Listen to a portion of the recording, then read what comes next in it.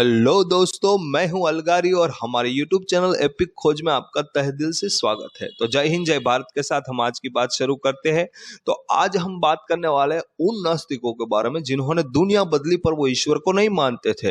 वैसे तो दुनिया में बहुत से लोग नास्तिक थे और आज भी है, लेकिन मैं यहाँ कुछ आज महान नास्तिकों के बारे में आपको बताने जा रहा हूँ।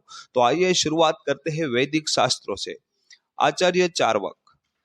प्राचीन काल में आचार्य चार्वक नाम के मुनि अपने लोकायत दर्शन में वेदों के विरुद्ध थे और वे स्पष्ट तौर पर ईश्वर के अस्तित्व को नकारते थे और वे ये भी कहते थे कि ये ईश्वर और सब काल्पनिक ज्ञान है।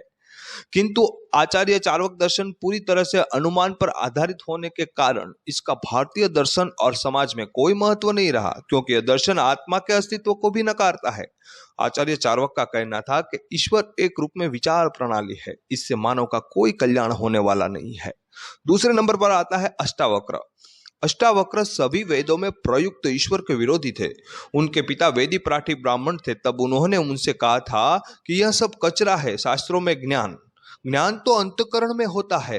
उन्होंने राजा जनक का गुरु बनकर कहा था कि जो अज्ञान है उसे जान लेने से ही ज्ञान स्वतः ही प्रकट हो जाता है, ज्ञान की प्राप्ति होती है। अष्टावक्र महान गीता नाम से उनकी पुस्तक भी प्रसिद्ध है। तीसरे नंबर पर है तथागत गौतम बुद्ध। भगवान बुद्ध भी ईश्वर के अस्तित्व पर चर्चा नहीं करते थे। बौद्ध धर्म ईश्वर होने या न होने पर चर्चा नहीं करता, क्योंकि यह बुद्धि और चाल से ज्यादा कुछ नहीं है, यह व्यक्ति प्रश्न है। बुद्ध कहते हैं कि भगवान के लिए अपना समय नष्ट मत करो, केवल सत्य ही सब कुछ है, अपना दीपक खुद बनो। चौथे नंबर पर है महावीर। जैन धर्म दर्शन भी ईश्वर के अस्तित्व को नकारते हैं, आत्मा सत्य है यह स्वीकार करते हैं। जैन धर्म भी बुद्ध की तरह एक अन्य स्वरवादी विचारधारा है जो हजारों वर्षों से चली आ रही परंपरा का एक हिस्सा है। पांचवें नंबर पर आता है पतंजलि महर्षि। पतंजलि महर्षि पतंजलि से पहले योगी थे, जिन्होंने योग को अच्छे से श्रेणीबद्ध करके उसकी बहुत सी संक्षिप्त तरीके से समझाया है दुनिया को। उन्होंने योग पर सारी किताबें लिखी है, जिनमें योग सूत्र सबसे ज्यादा प्रसिद्ध है। और छठे नंबर पर है सुकरत। अध्यक्ष का यूनानी दार्शनिक सुकरत युवाओं को विद्रोह और संदेह करना सिखाता था। वह भी अनीश्वरवादी था। उसके दो शिष्य थे, अफलातुन और अरस्तु। सुकरात ने कहा था ईश्वर केवल शोषण का नाम है। सातवें नंबर पर आता है रोस्ट। रोस्ट का जन्म स्पेन के मुस्लिम परिवार में हुआ था। उन्होंने अल्लाह के अस्तित्व को नकार दिया था और वे इस्लाम को राजनीतिक गिरोह का हाथ थामा करते थे। आठवें नंबर पर आता है king Martin Luther. Martin Luther Germany दार्शनिक और समाजवादी युद्ध समाज में अंधविश्वास, पाखंड और धर्मगुरुओं के अत्याचारों के खिलाफ जन आंदोलन चलाया था। नौवें नंबर पर आता है कार्ल मार्क्स। कार्ल मार्क्स को साम्यवादी आंदोलन का जनक कहा गया है। उनकी विचारधाराओं के लेनिन और माओ त्से के आगे बढ़ाया था। माओ त्से का कहना था कि ईश्वर का जन्म एक गहरी साजिश से हुआ है और ये एक धर्म अफीण है, एक नशा है। 10वें नंबर पर आता है जय कृष्णमूर्ति। आधुनिक काल में नास्तिकों में जय कृष्णमूर्ति का सबसे बड़ा नाम है। जय कृष्णमूर्ति की शिक्षा, जो उनके गहरे ध्यान से ज्ञान और शिष्ट व्यवहार की उपज है, उन्होंने दुनिया में तमाम दार्शनिकों, धार्मिकों और मनोवैज्ञानिकों को प्रभावित किया था। उनका कहना था कि आपने जो कुछ भी परंपरा, देश और कल से जीना है, तो उससे मुक्त होकर ही आप सच्चे अर्थों में मानव बन पाएंगे। 11वें नंबर पर आता है ओशो रजनीश। वैसे तो आचार्य रजनीश ने धर्म पर बहुत कुछ बोला है और कई धर्मों की पोल भी खोली है और निंदा भी कड़े शब्दों में की है, और उनके अलावा मूल रूप से नास्तिक धर्म को ही पाखंड समझते हैं, जिसका अब खत्म हो जाना बहुत जरूरी है। 12वें नंबर पर आता है सरदार भगत सिंह।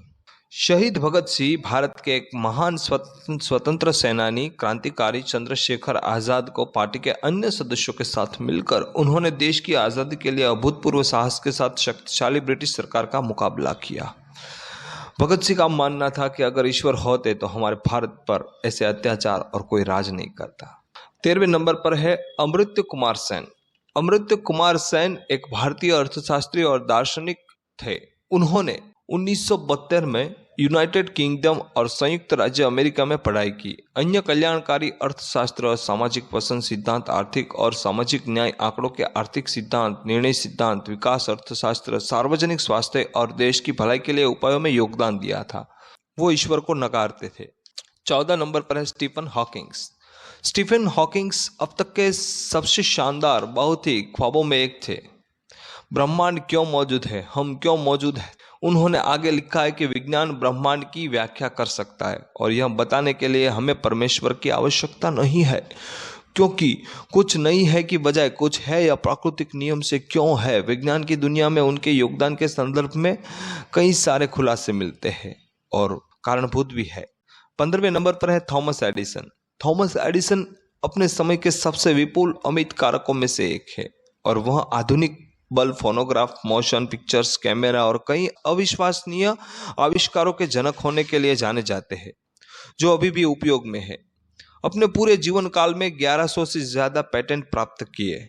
एडिसन ने एक बार कहा था, जहां तक धर्म का सवाल है, यह एक शापित और नकली सभी चारपाई है। उन्होंने पहले सुझाव यह दिया था कि सभी धर्म पुरुषों द्वारा बनाए गए थे और यह भी कहा कि बाइबल मानव निर्मित है और यह सच है। 16 नंबर पर है अल्बर्ट आइंस्टाइन। दर्शक, अल्बर्ट आइंस्टाइन भी नास्तिक थे और वाकई नास्तिक थे। डॉक्टर भीमराव बाबा साहेब आम्बेडकर भी एक नास्तिक थे।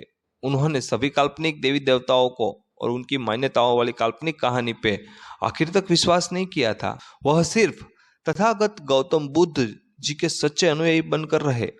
बुद्ध धर्म धर्मानायक धर्म है, बल्कि एक विचारधारा है, मानव को स्थानीय सिखाने वाला।